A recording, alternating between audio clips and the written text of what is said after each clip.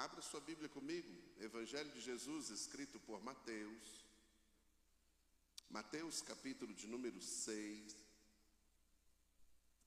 verso de número 36.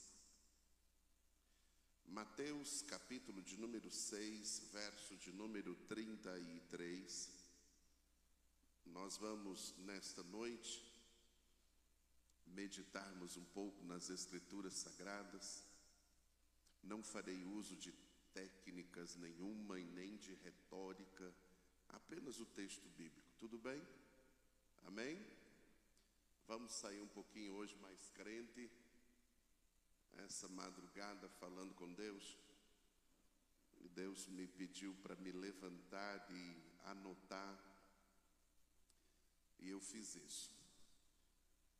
Diz assim o texto, Mateus capítulo 6, verso 33, mas buscai primeiro o reino de Deus e a sua justiça, e as demais coisas vos serão acrescentadas.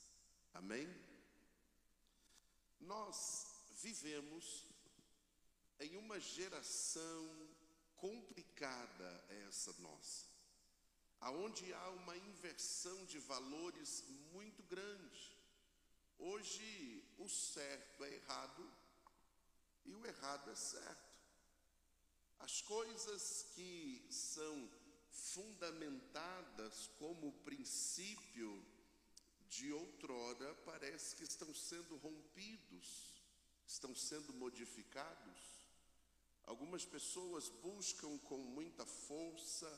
Rapaz, está complicado aqui, me ajuda nesse retorno. Aleluia.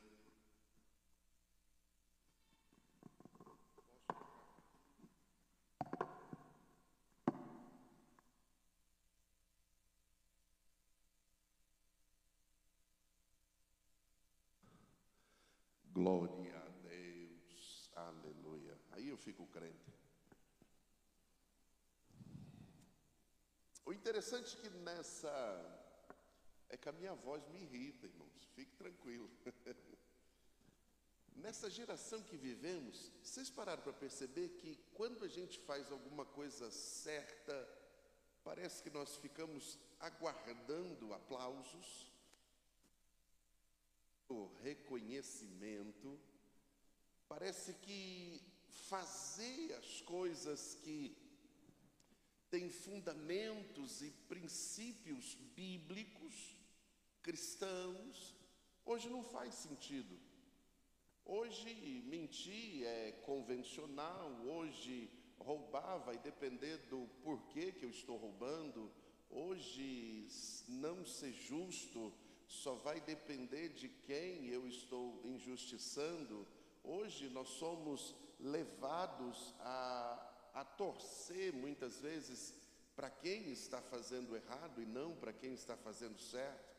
Não sei se você já assistiu algum filme, alguma coisa assim, em que acaba torcendo para quem está errado e não para quem está certo.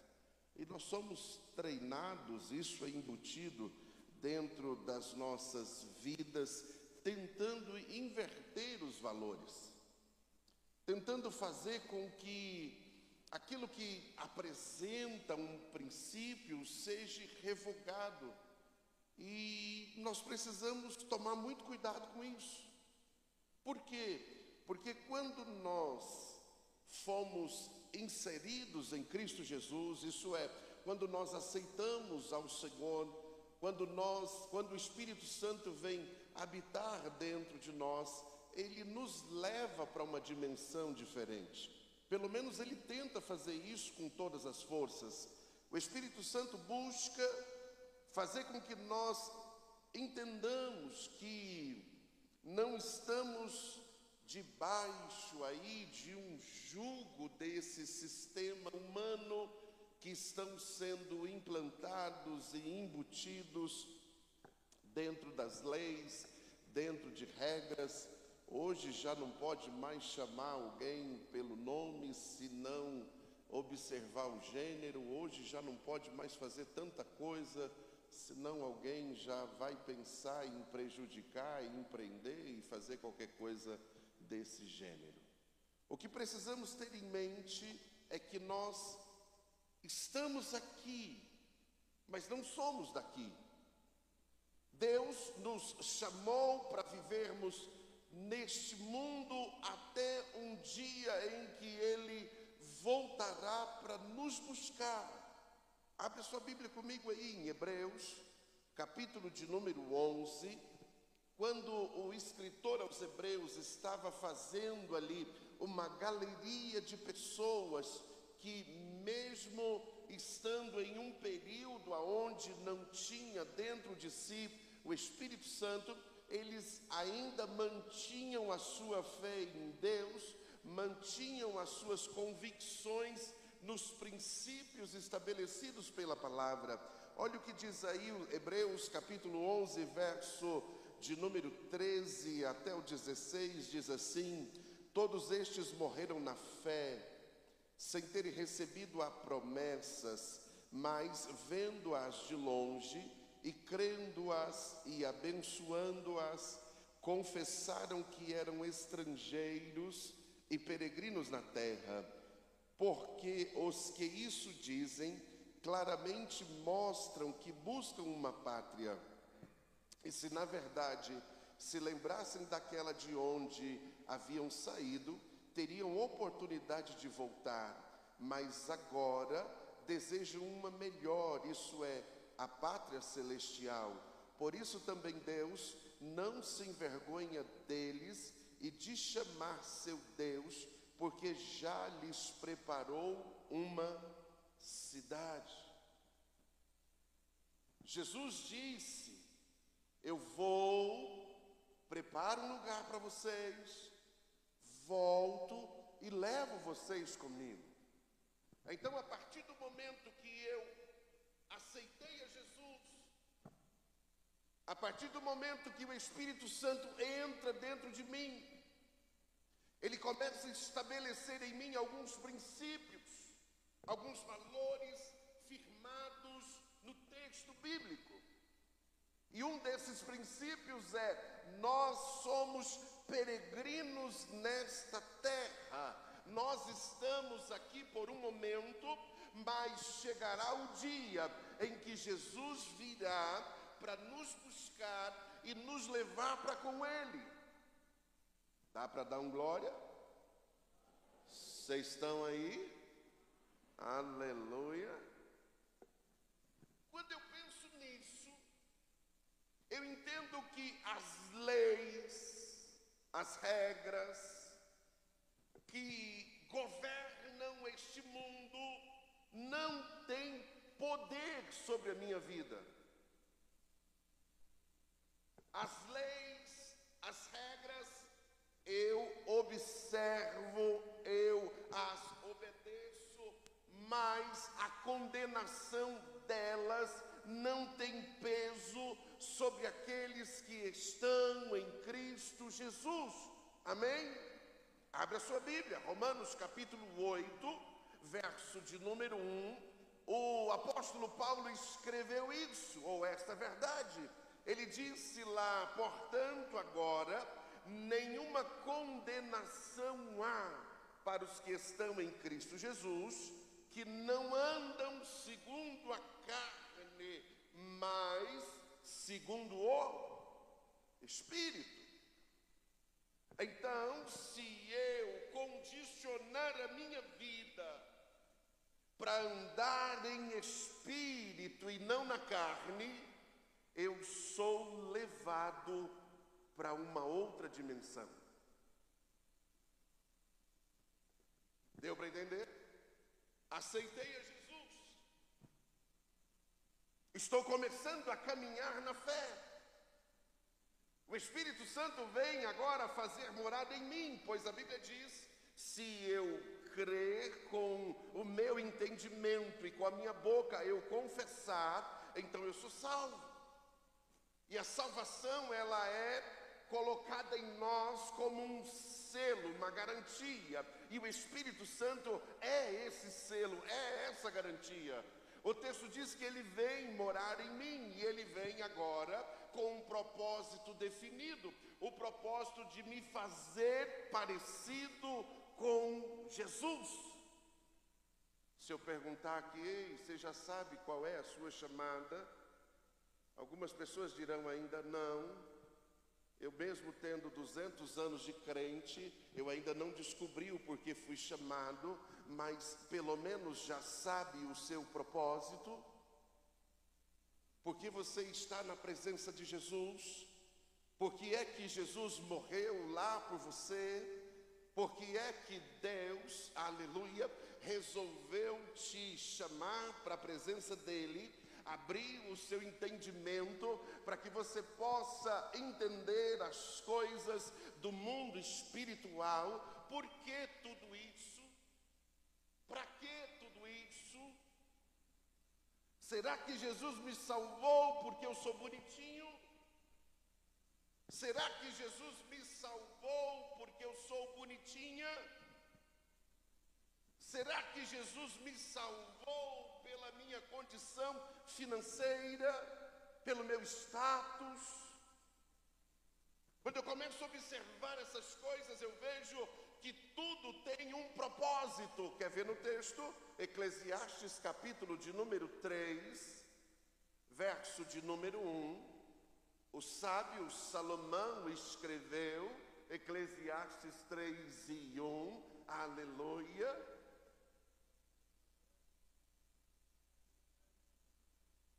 Agora que eu confiei no Antunes. O que diz o texto?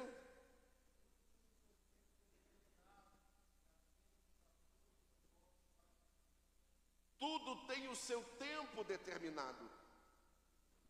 E há um tempo para todo o propósito debaixo do céu. Isso quer dizer que tudo tem um propósito definido dentro de um tempo.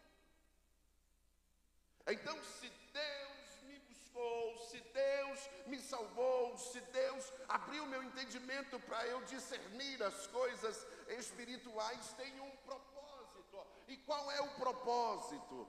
Eu me parecer com Jesus. De uma escala de 1 a 10, você se parece quanto com Jesus?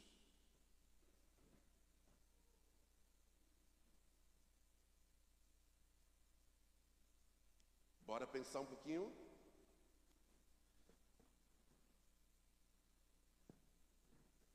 Então, quando eu comecei a pensar nisso, o texto diz: nenhuma condenação há para os que estão em Cristo Jesus, que não andam segundo a carne. O que é andar segundo a carne? É ter por objetivo e propósito satisfazer os meus desejos.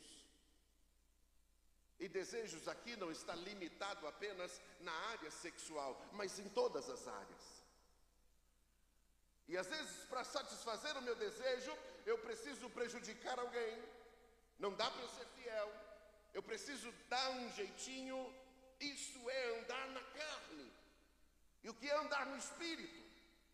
Quando o texto me apresenta andar no Espírito, é viver neste mundo, mas com um foco nas coisas espirituais. Viver nesse mundo, porém priorizando os princípios estabelecidos pela palavra. Outro dia eu perguntando para alguém, e diz, o texto diz: sede santos, porque eu sou santo, sem santidade ninguém verá a Deus. De 0 a 10, qual o seu nível de santidade? Ô pastor, hoje o senhor está forçando a barra.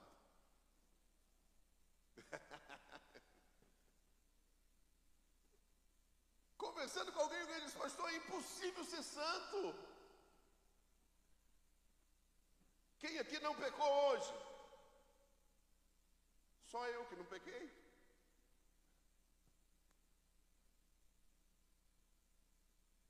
Quando a gente vai olhar para esse negócio de pecado, a gente diz: Jesus, não tem como não pecar. Estamos sempre tropeçando, estamos sempre errando às vezes em pensamento, às vezes em palavras, às vezes em atitudes. E Tiago, o apóstolo, ele disse: se alguém quiser ser perfeito, tem que dominar uma coisinha só do corpo. Qual que é? Qual é? E dá para dominar esse trem? Esse tempo atrás eu estava conversando com alguém, quando eu pensei que não, falei coisa que não. Eu disse: vixe, eu vou consertar. E o Espírito Santo dele me conserte. Não, meu filho. Eu disse: por quê? Deixa isso quieto. Eu disse: mas eu menti para o menino. Ele disse: mas se tu falar, ele vai descobrir. E se ele descobrir, ele vai olhar para você com outros olhos. Eu disse: e agora? O que confessa e deixa, alcança misericórdia. Eu disse: Deus, mas como é que esse negócio da língua é um problema sério? A gente se empolga às vezes. Ontem eu estava na igreja, uma pessoa aceitou Jesus. Olha, mas foram só 10 que aceitou Jesus. Mas não foi só uma, no vídeo está marcando uma. Aí que eu me empolguei. Então, não tem como eu ser santo, diz alguém, ou não tem como eu parar de pecar. Foi quando fomos estudar o texto bíblico que eu descobri que só tem um jeito de eu ser santo: é praticar a palavra. Porque a palavra me santifica. É eu colocar ela em prática. É ela fazer parte da minha vida. Lembra quando Jesus estava com os 12 lá no cenáculo e ele foi lavar os pés dos discípulos? Chegou em Pedro e disse: ei, e Pedro disse: não, o meu não. E Jesus disse: se eu não lavar os seus pés, tu não terás parte comigo. Ele disse: então pode dar um banho logo, pode lavar a cabeça, tudo. E Jesus contou a ele um segredo que nós precisamos viver. Ele diz: olha, vocês já estão limpos pela palavra, só é necessário lavar os pés. Isso quer dizer que somos santificados pela palavra, mas diariamente falhamos em detalhes, falhamos em situações que fogem ao nosso controle. Mas o texto deixa bem claro que andar no Espírito é eu lutar com todas as minhas forças para viver o que o texto bíblico me apresenta. E é fácil fazer isso? Sim ou não? É fácil viver a Bíblia? É fácil colocar em prática a palavra? O interessante é que para as questões bíblicas nós temos sempre uma solução teórica. Sempre conseguimos resolver algumas coisas através de um texto que nós ouvimos, que nós aprendemos, mas muitas vezes, na forma prática, temos muita dificuldade. Como, por exemplo, o texto diz, na qual fizemos leitura: buscai primeiro o reino de Deus, a sua justiça. Pastor, o que é o reino de Deus? Qual é a justiça que eu tenho que buscar?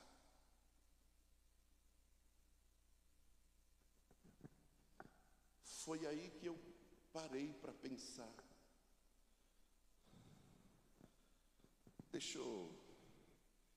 Eu até finalizei um livro sobre isso agora. Já está nos detalhezinhos finalzinho. Eu comprei um palmo de terra ali no Angical. E o rapaz que me vendeu, ele, depois de ter finalizado, ele veio me cobrar outras coisas. E eu fiquei triste, fiquei irado, fiquei furioso. Falei: eu vou resolver esse negócio na justiça. Fico olhando. Juntei toda a documentação que eu tinha, liguei para a advogada, ela me orientou no que fazer. Juntei todo o papel e disse: esse camarada vai se enrolar agora.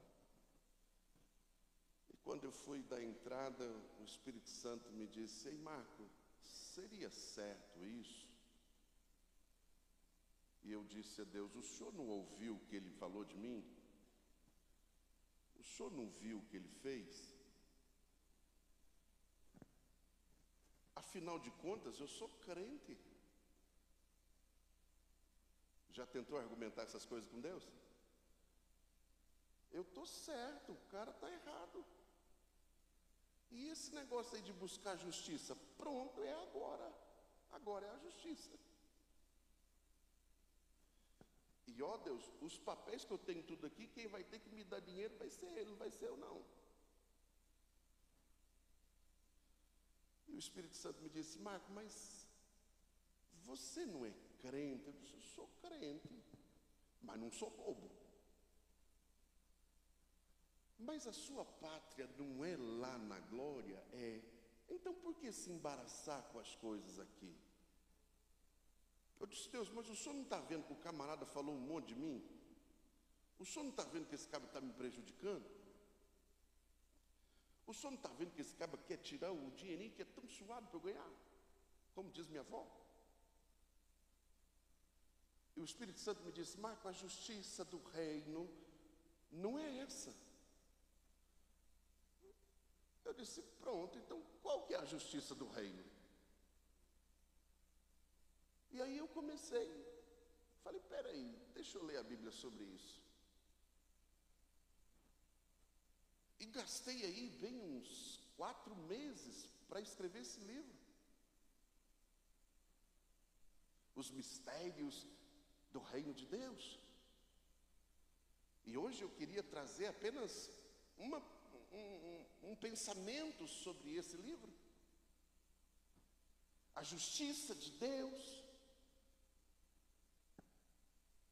Quando eu parei para observar, peraí, se eu estou em Cristo, se eu ando no Espírito, então eu não estou debaixo da lei humana, eu estou debaixo de outras leis.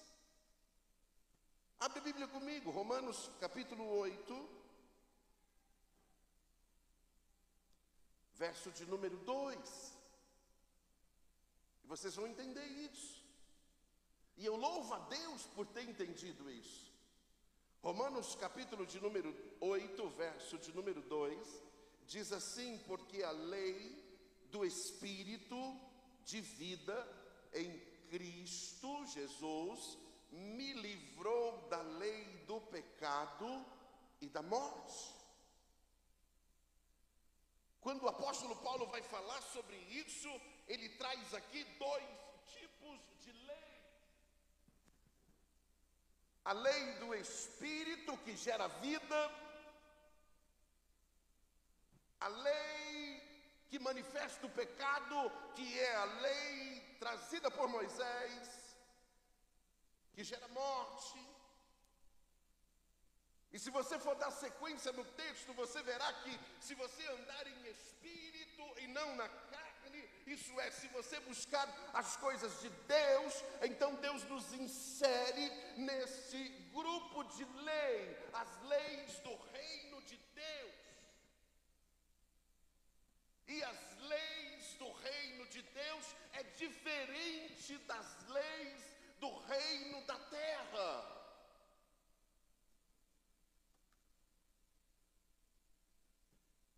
Quando eu parei para pensar sobre isso, eu falei: eita Jesus, então eu não vou poder processar o homem.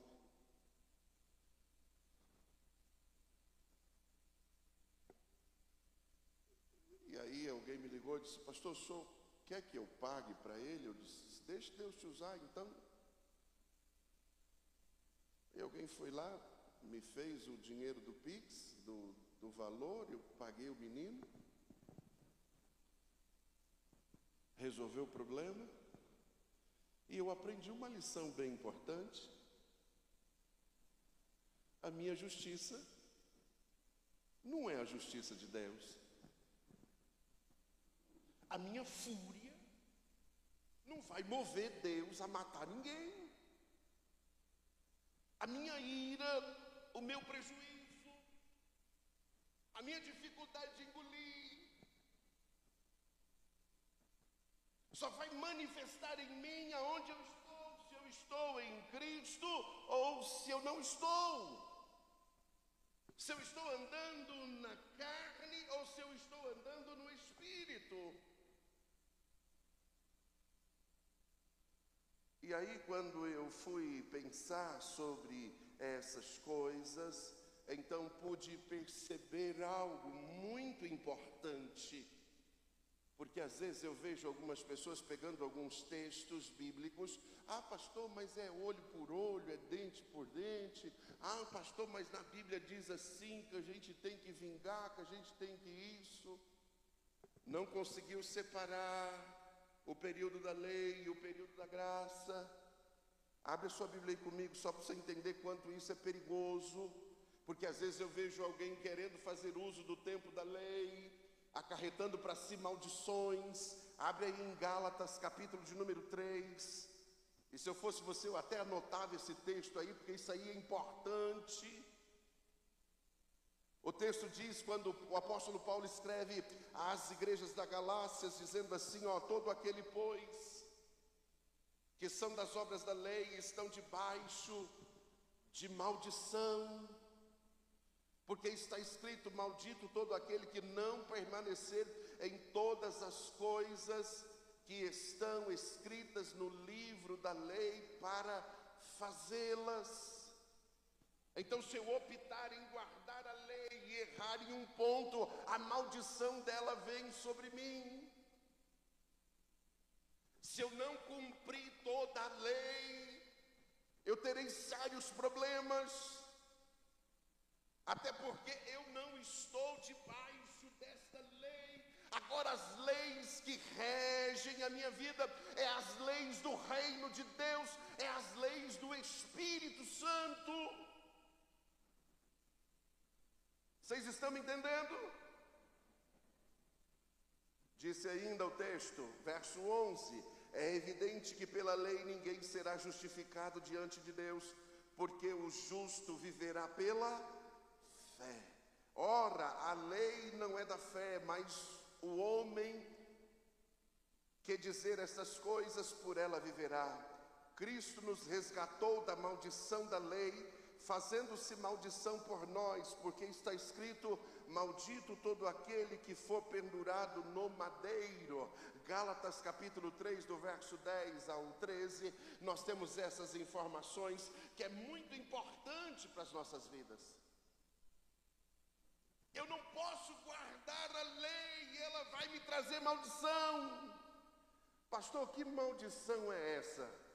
Não vou ler não, mas anotem aí, Deuteronômio capítulo 28, o 5º livro da Bíblia.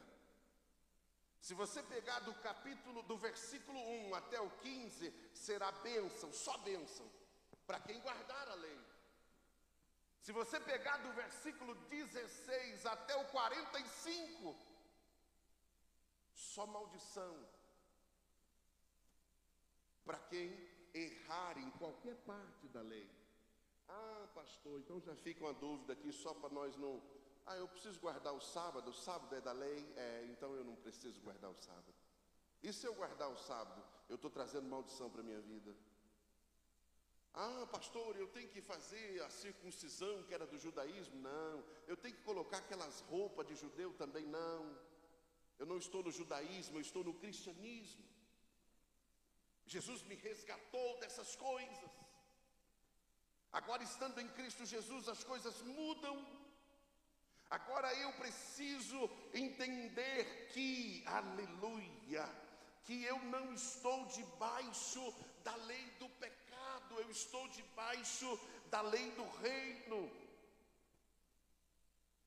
E quando eu pego as leis do reino, eu percebo que Deus, entenda isso, quando Ele vai lidar conosco, não é o que eu faço, é o porquê que eu estou fazendo. Entenda isso. O texto diz que vai chegar um dia que nós seremos galardoados lá no céu, para aqueles que foram fiéis. É chamado esse dia de o tribunal de Cristo. Quando acontecer o arrebatamento, nós seremos levados até lá, e lá nós seremos colocados à prova tudo aquilo que fizemos. E o texto diz que esses fundamentos serão provados pelo fogo, isto é, pela palavra. A palavra ali será o fogo. E o texto diz que nesse dia nós daremos conta da nossa mordomia, isso é, daquilo que eu fiz. Todos nós somos bons em alguma coisa, e só somos bons nisso porque Deus nos deu algo que nós chamamos de dom. Eu tenho dom para isso, eu tenho dom para aquilo, eu tenho dom para tocar, eu tenho dom para cantar, eu tenho dom para pregar, eu tenho dom para ensinar. É dom, é algo que Deus me deu. Eu tenho dom para governar, eu tenho dom para empreender. É dom, independente de ser ele usado na igreja ou no secular, é um dom. E eu um dia terei que dar conta disso a Deus. E nesse dia nós seremos avaliados, e essa avaliação vai gerar para nós recompensas ou não. E essa avaliação será justamente não em razão daquilo que fizemos. Por exemplo, o texto diz, se você der um copo de água para um profeta, e eu até precisava de um copo de água, você vai receber galardão de profeta. Não é assim que está escrito? Não é assim? Vocês estão aí ainda não? Aleluia. O que vai ser avaliado? Porque eu dei. A questão ali vai ser, qual a motivação de eu fazer isso? Eu dei porque eu queria me aparecer, eu queria ser louvado, eu estava com raiva, mas dei. Quando eu penso nisso, eu entendo o seguinte, olha, agora eu estou em Cristo Jesus, agora Deus interage comigo, Deus me corrige ou me honra, não pelo que eu faço em si, mas a motivação do feito. Por que é que eu estou orando? E orar até não parece ser uma coisa boa, sim ou não? Sim ou não? Eu lembro de um irmão, eu ia na igreja, dobrava o joelho, e aí eu falava com Deus, e um dia chegou alguém e joelhou do meu lado, e eu observei que ele ficou olhando, e quando os irmãos chegaram, ele começou, excelentíssimo Deus, Senhor dos céus e da terra. Eu parei de olhar, falei, eita Deus, será que um dia eu chego num nível desse?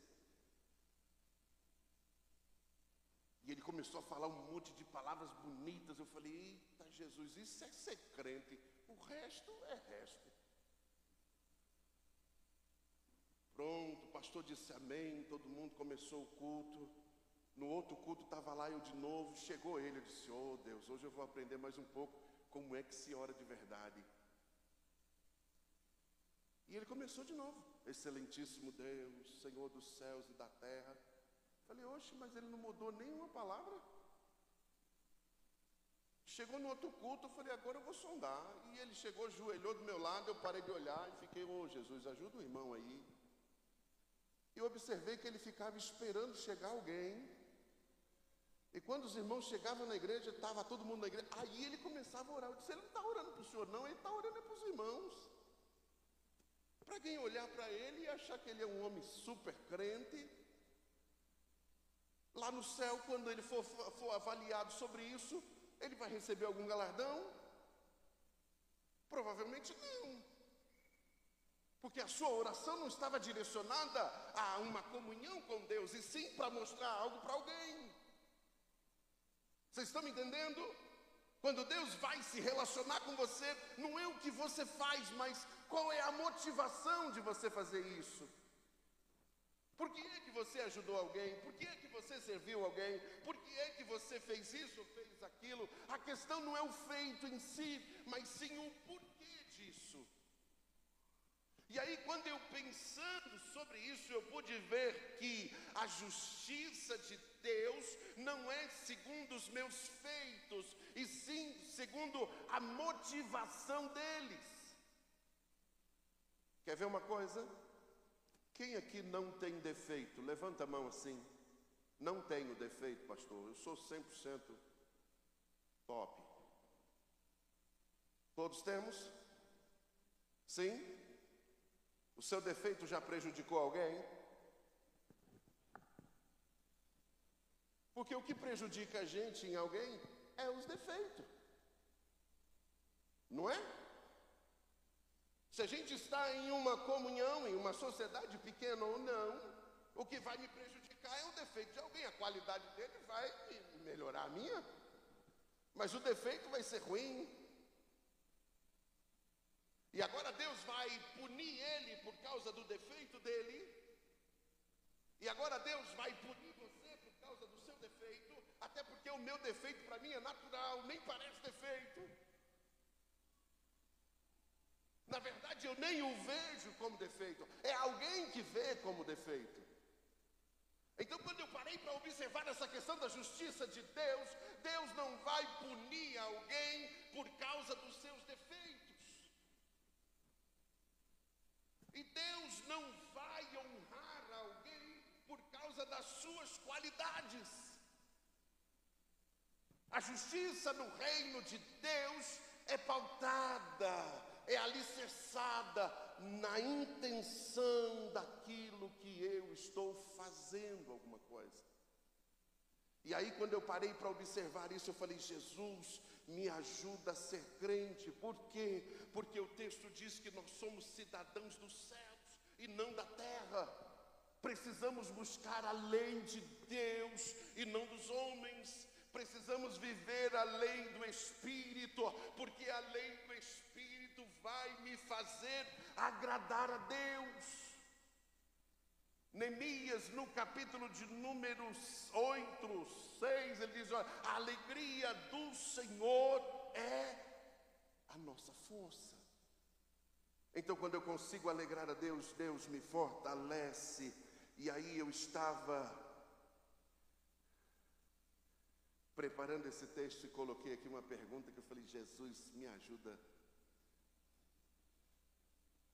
Fecha aí os seus olhos um minutinho, por favor. Pense um pouquinho aí na sua caminhada com Deus. Já passou algumas fases, certo? Já aceitou Jesus? Já passei por essa. Já me batizei? Já passei por essa. Frequento a igreja? Já passei por essa. Ouço a palavra? Já passei por essa. E agora? Eu tenho sido mais carnal ou espiritual?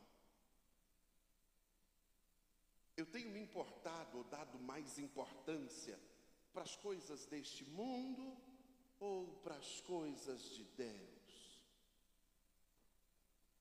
Eu tenho buscado viver aquilo que o texto bíblico me sugere para que eu viva?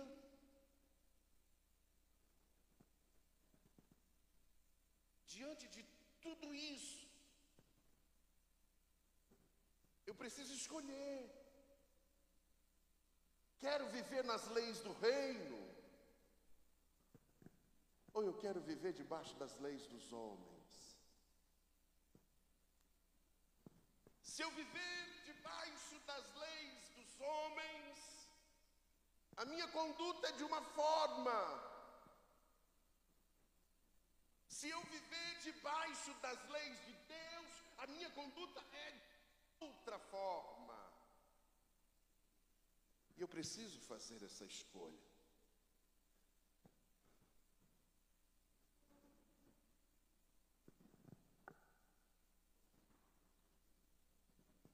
E até o final desse culto, eu gostaria que você fizesse essa escolha. Porque ela muda todo o final. Pastor, o que é as leis do reino? As leis do reino se encontram lá em Gálatas, capítulo 5, verso 22. Abre aí comigo a Bíblia. Gálatas, capítulo 5, verso 22.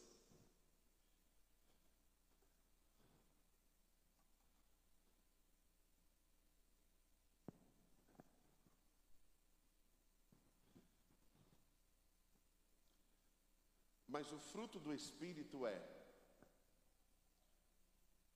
amor,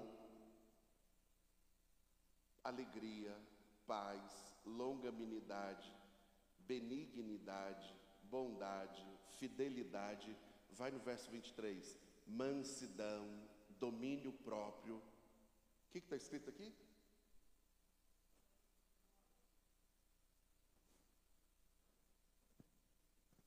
Se eu estou em Cristo Jesus, se eu ando nas leis do Espírito, o que é as leis do Espírito? Quando eu aceitei Jesus, quando você confessou Jesus, o Espírito Santo colocou dentro de você uma semente. Essa semente se chama fruto do Espírito. Esse fruto do Espírito, ele tem 9 facetas, 9 partes. Mas o fruto é único. Não são os frutos, é o fruto. E se você parar para observar, volta ali. Se você parar para observar, você vai ver que dentro dessas ordens, volta para o 22, dentro dessas situações, nada ali é sentimento. Pastor, amor é sentimento. É não. 1 João, capítulo 4, versos 7 e 8. Amados, amemos uns aos outros, pois o amor é de Deus. Quem não ama não é nascido de Deus, pois Deus é amor. Se Deus é amor, então amor não é sentimento.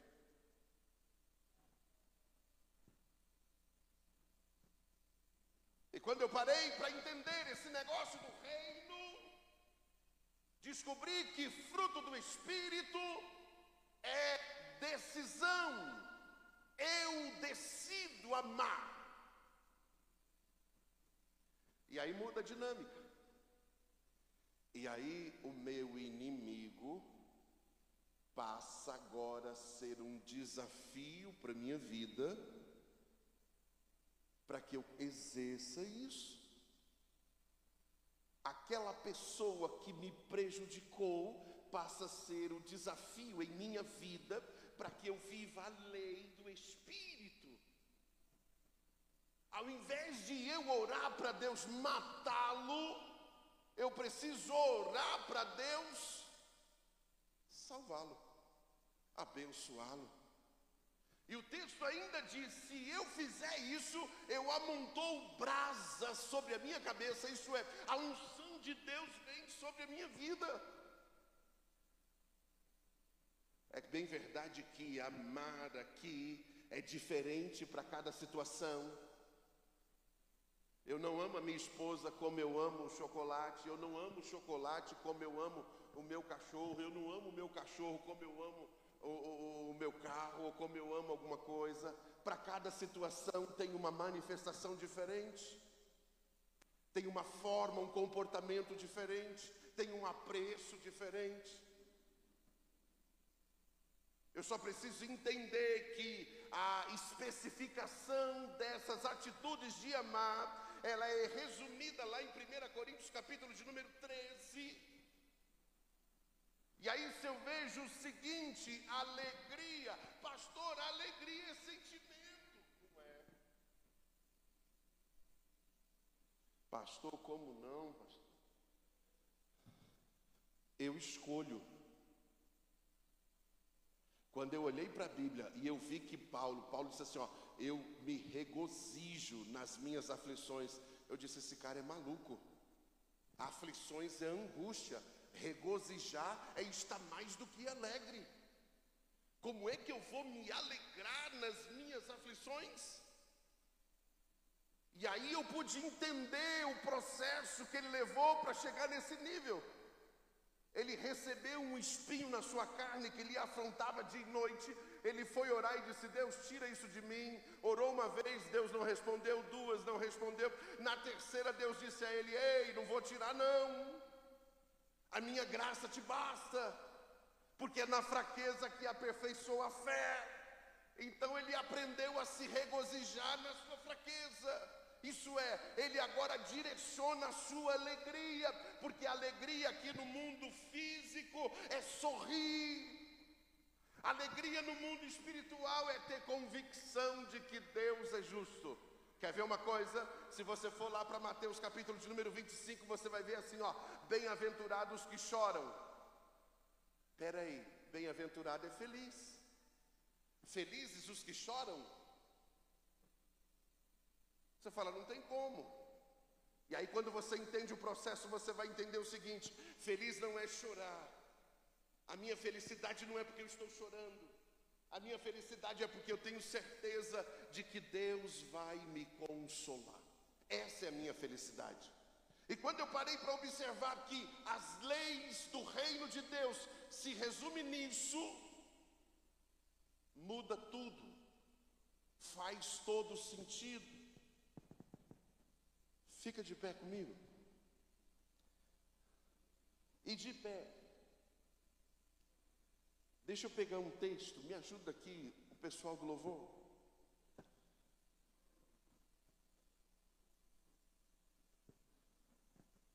Se eu for para o último livro da Bíblia, livro das Revelações, no capítulo de número 19, no verso de número 7 e o verso 8, o texto vai dizer assim, ó: se regozijem e alegrem-se. Alegremos e exaltemos, demos-lhes glória, porque são chegadas as bodas do Cordeiro, cuja esposa a si mesmo se ativou. Vê o 8. Verso de número 8. Pois lhe foi dado vestir-se de linho finíssimo, resplandecente e puro. Que linho finíssimo é esse? A justiça dos santos. Jesus disse: buscai primeiro o reino de Deus e a sua justiça, e todas as demais coisas nos serão acrescentadas. Deixa eu trazer uma informação para você. Se eu não produzir essa justiça, eu não terei vestes para me casar.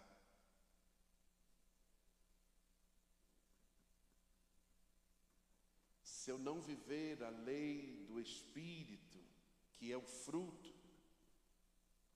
eu não conseguirei alcançar a justiça em Deus. E tudo que eu fizer não fará sentido. E tudo que eu conquistar não terá valor, pois o texto diz de que vale o homem ganhar o mundo inteiro e perder a sua própria alma. Eu gostaria que você saísse daqui hoje entendendo uma coisa: eu preciso viver a justiça de Deus na minha vida. Eu preciso escolher viver as leis do reino de Deus. Eu preciso buscar com todas as minhas forças viver os princípios que estão registrados no texto bíblico, para que no dia em que eu vá de encontrar com Jesus, tudo aquilo que eu fiz aqui tenha sentido. Para que naquele dia, quando Ele for recompensar-nos pelos nossos feitos, nós tenhamos o que receber. Para que valha a pena o tempo em que passamos chorando. Para que valha a pena o tempo em que passamos sofrendo. Porque Ele vem. Essa é uma realidade que está aparente aos olhos de todo mundo, até mesmo aqueles que não têm conhecimento do texto bíblico, já estão dizendo: está acontecendo algo diferente no mundo. Mais hora, menos hora, Jesus vem. E você está preparado para isso? Feche os seus olhos. Eu abro mão dos meus maiores sonhos. O meu desejo é te ver com os anjos. Sei que existe esse lugar que o dinheiro não pode comprar.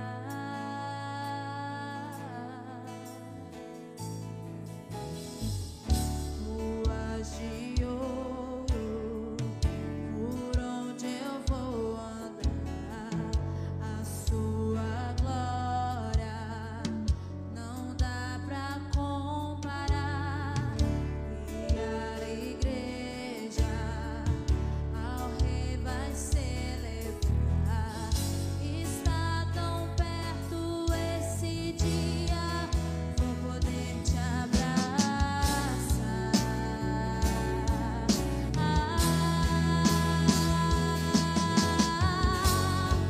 O encontro do noivo com a igreja será tão lindo.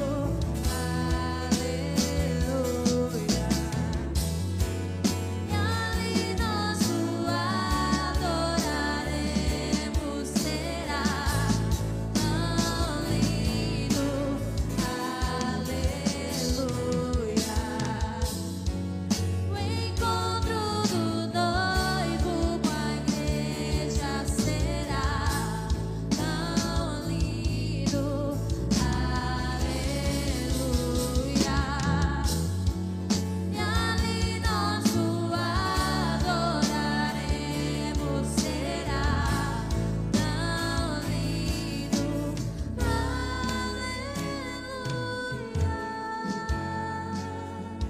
Eu estava vindo para a igreja e a pastora Lucimara colocou essa música no carro.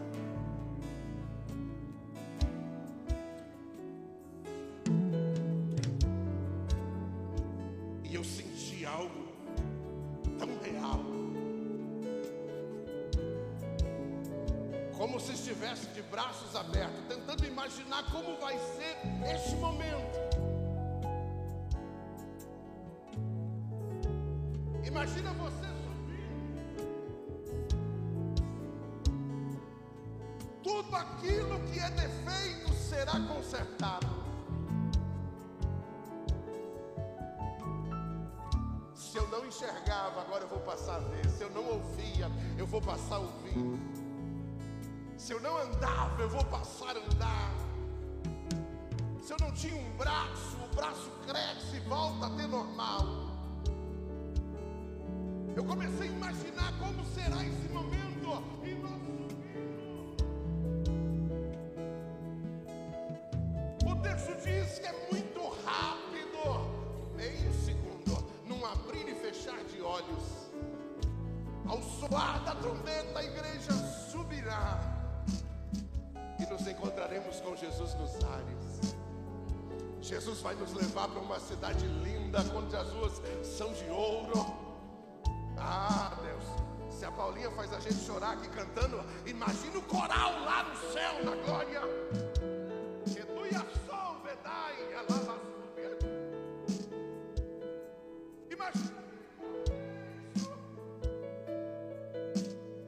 Imagina aquela mesa posta da grande ceia, aonde o texto diz: estarão sentados nela Abraão, Isaque, Jacó, Moisés vai instalar.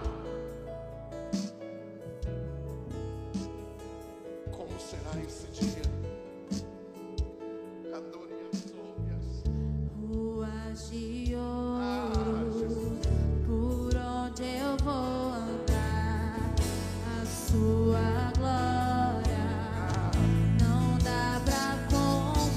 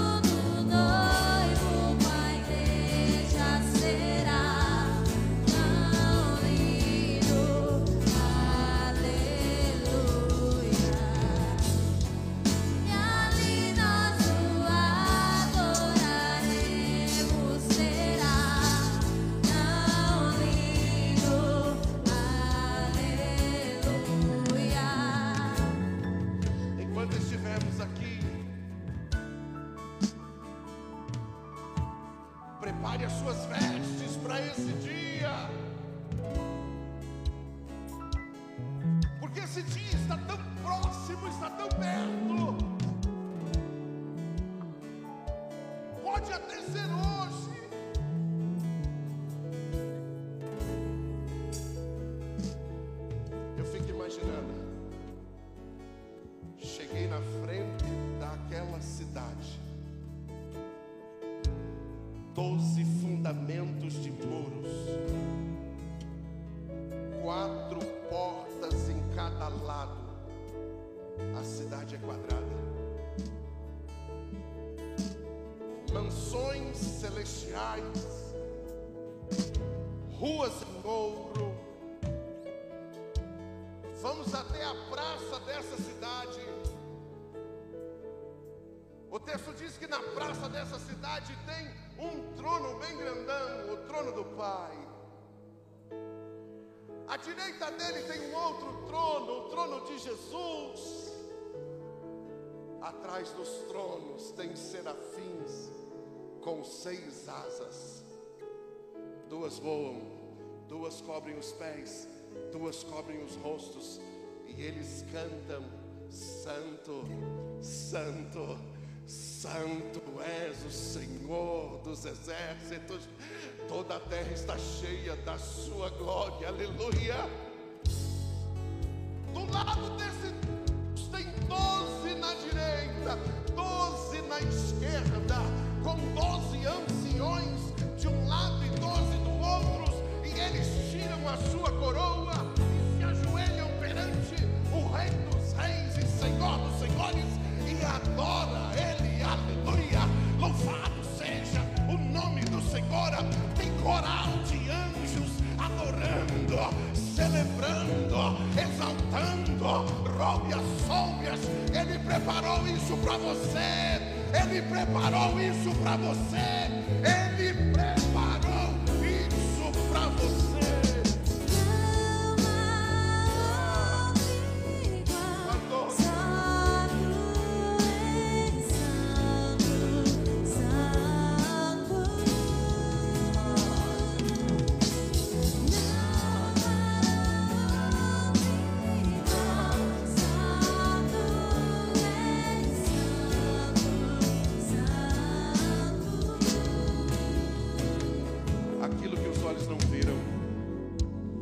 Aquilo que os ouvidos não ouviram, aquilo que não subiu ao coração do homem, é o que Deus já preparou para você. O Espírito Santo vem nos revelando através da palavra. O Espírito Santo vem mostrando-nos através da palavra, para que nós não nos embaracemos com as coisas deste mundo. As coisas deste mundo passam, mas as do Senhor são eternas. As coisas deste mundo se vão, elas vêm e vão, elas até ajudam por um momento, mas depois o final não é tão legal. Por isso, busque o reino de Deus. Por isso, busque a sua justiça. Por isso, vá no Espírito e não na carne, para que nós possamos estarmos juntos naquele dia, para que nós possamos viver esta realidade, para que os seus olhos possam contemplar, para que você possa entrar, para que você possa ouvir esta frase do Eterno dizendo: vinde benditos do meu Pai, recebei por herança aquilo que está guardado, porque foste fiel lá no pouco, agora no muito eu vou te colocar. Oh, aleluia, louvado seja Deus. Quando eu paro para pensar nisso, a minha alma regozija em Deus, o meu espírito se alegra, porque eu sei que Ele vem para buscar a igreja. Ele vem para buscar a igreja. Ele vem para buscar a igreja. Ele te chamou, te sustenta de pé. Se você confiar nele, se a sua confiança for nele, não confie na justiça do homem. Maldito é o homem, diz a palavra, que confia na justiça humana. Confia no Senhor, confia no Senhor, confia no Senhor. Aleluia. Espere no Senhor, porque se eu esperar em Deus, eu terei as forças renovadas. Subirei com asas como águia, correrão e não se cansarão, diz o texto, caminharão e não se fatigarão. Somos a geração que espera a sua volta, Rei.